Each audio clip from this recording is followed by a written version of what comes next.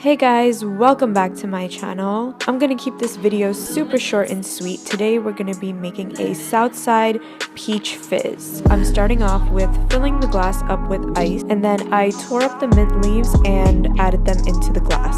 For this recipe, we're gonna be using Bombay Sapphire Gin, and I'm adding in about 2 ounces. And then I'm going to be adding in half an ounce of Stirring's simple syrup. Then I'm going to be adding in a little bit of peach nectar, and then I'm going to be stirring everything all together. Then I'm going to be filling up the glass with club soda. And lastly, I sliced up some lemon to add for garnish and a little bit of aroma.